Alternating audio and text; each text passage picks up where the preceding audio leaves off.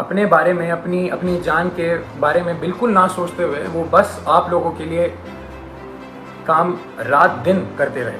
Hospital में छापा मारना हो तो पप्पू यादव जाएंगे, खाना देना हो तो पप्पू यादव देंगे, दवाई देना हो तो पप्पू यादव देंगे, बेड चाहिए, ऑक्सीजन चाहिए, एम्बुलेंस चाहिए तो पप्पू यादव करेंगे।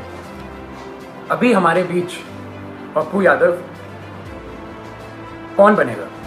हम उन्हें अकेला इस टाइम पे नहीं छोड़ सकते। मैं बेटा हूँ इसलिए ये सारी बातें कर रहा हूँ नहीं। अगर मैं सिर्फ एक बेटे की तरह सोचता तो शायद मैं उनको ज़बरदस्ती बहुत पहले घर बुला चुका होता, पर मैं एक नागरिक की तरह सोचूं तो बहुत बुरा लग रहा है।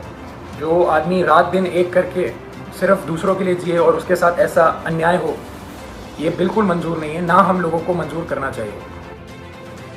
प्रणाम, मैं सार्थक रंजन, पप्पू यादव जी का पुत्र, और मैं नहीं चाहता था कि हमारी मुलाकात ऐसे हो, पर जैसे पापा कहते हैं कि समय और परिस्थिति के सामने किसी का बस नहीं चलता है, तो प्रणाम स्वीकार करिए मेरा।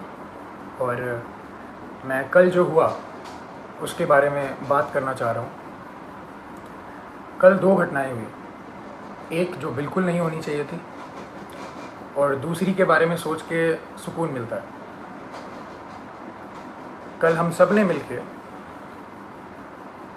एक व्यक्ति के ऊपर अन्याय जो हुआ है, हम सब ने मिलकर ट्विटर पे हमने उस ट्रेंड को नंबर 1 कर दिया और काफ़ी घंटों तक रहा। मैंने भी ट्वीट किया घर पे अपने आराम से सोफे में बैठ के, उसे नंबर 1 ट्रेंड की दौड़ पे लगे रहे सोचा, पर वो कल हुआ और कल चला गया है। और अब जब जेल जाने की बारी आई है तो मेरे पिता अकेले हैं।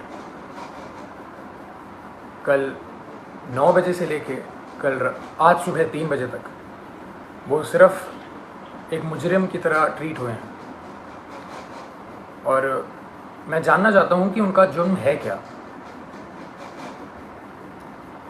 हॉस्पिटल्स की जो हालत है बिहार में, उसकी सच्चाई दिखाना जुर्म है, या दवाइयाँ नहीं हैं तो जिनको ज़रूरत है उनको दवाइयाँ पहुँचाना जुर्म है, लोगों को खाना देना जुर्म है, या जो काला बाजारी चल रही है दवाइयों की उसको पेश करना जुर्म है। सबसे बड़ा जुर्म मेरे को ये लग रहा है कि एक नेता के घर पे जो छापा मार के उन्होंने आप लोगों के लिए जो एम्बुलेंसेस यूज़ होनी थी वो बस घर पे पड़ी हुई थी, और वो बस ये चाह रहे थे कि वो सारी एम्बुलेंस यूज़ हों आप लोगों के लिए। मुझे लग रहा है कि यही जुर्म उनका सबसे बड़ा रहा। अपना परिवार छोड़ के उन्होंने बिहार के हर एक परिवार के लिए काम करना सही समझा।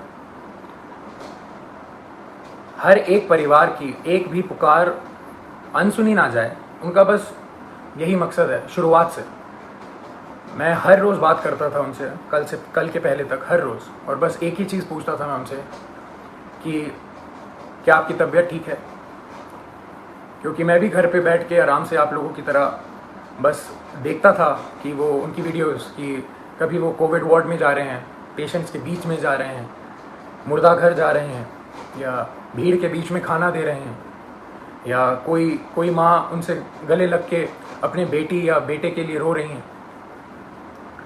तो मुझे भी यही लगता था, या तो कभी किसी मुर्दा के साइड में खड़े हैं मुर्दा घर जाके, तो वो देख के मेरे को बस यही लगता था कि दूसरी बॉडी मेरे पिता की भी हो सकती है इस महामारी के कारण।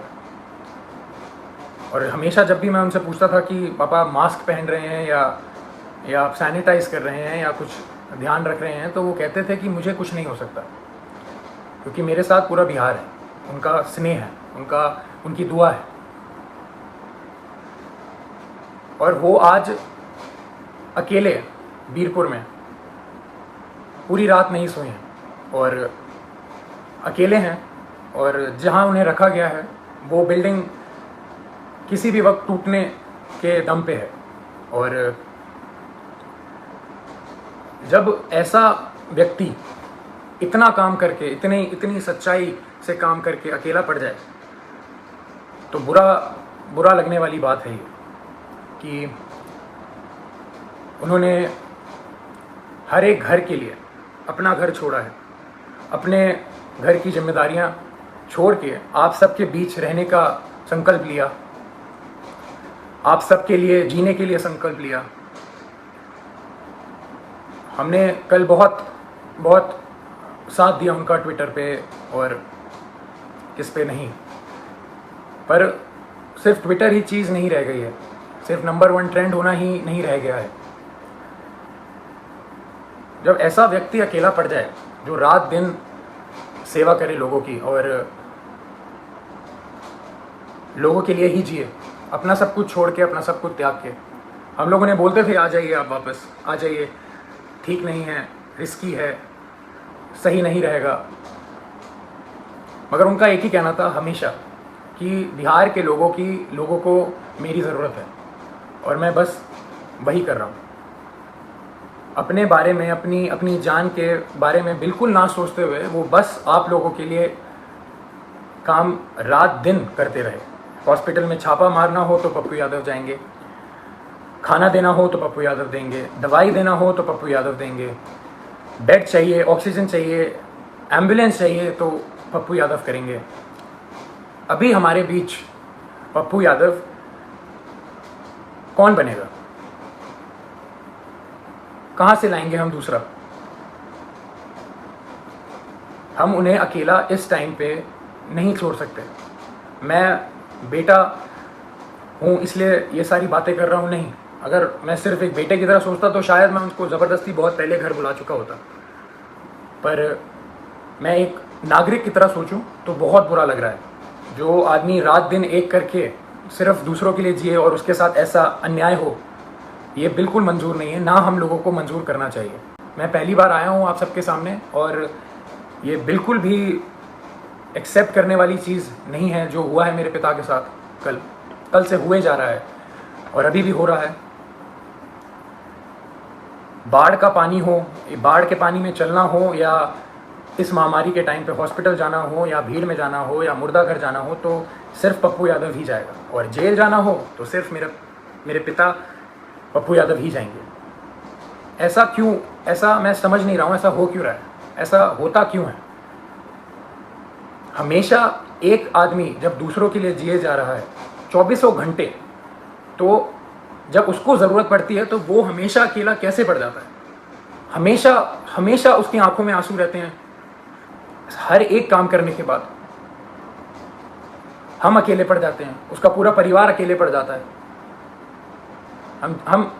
हम क्यों अकेले रह जाते हैं? जब वो व्यक्ति रात दिन बस दूसरों के लिए जीता है, तो दूसरे क्यों नहीं खड़े हो सकते उसके लिए? क्यों नहीं आवाज़ निकाल सकते? क्यों नहीं हम, अगर एक पप्पू यादव बिहार के लिए इतना कर सकता है, तो सोचिए 2 पप्पू यादव या 10 पप्पू यादव या 1 लाख पप्पू यादव कितना करेंगे। मैं कहूँगा मेरे पिता का नाम सिर्फ एक नाम नहीं है, वो सिर्फ एक व्यक्ति नहीं है, वो एक जुनून है।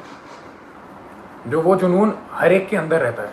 मेरे अंदर भी है, मेरी बहन के अंदर भी है, मेरे भाई के अंदर भी है, और आप सबके अंदर।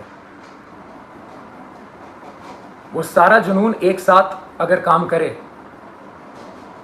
तो हमारा जो पहला पप्पू यादव है वो कभी अकेला नहीं पड़ेगा।